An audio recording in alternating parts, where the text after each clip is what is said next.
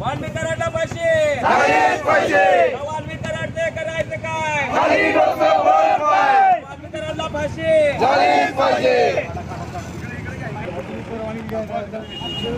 काय करू शकते राज्य पालटू शकते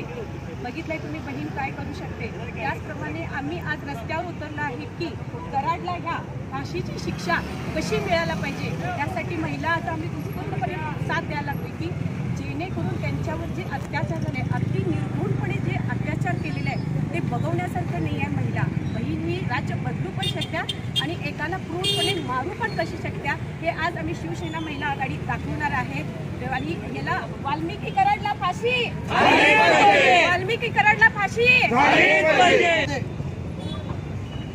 एकच चर्चा चालू आहे की बीड जिल्ह्यामध्ये मस्सेजोग गावचे सरपंच कैलासवासी संतोष देशमुख यांची क्रूरपणे हत्या करण्यात आली आणि या हत्या करण्याला जवळजवळ 90 दिवस उलटून गेलेले आहेत आणि या 90 दिवसामध्ये अजूनही एक आरोपी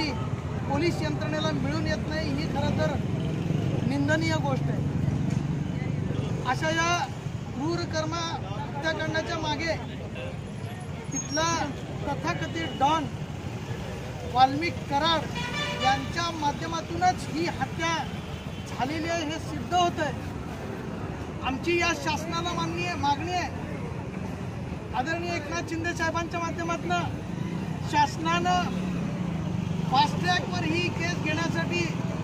कोर्टाला विनंती करावी आणि कोर्टाच्या माध्यमातून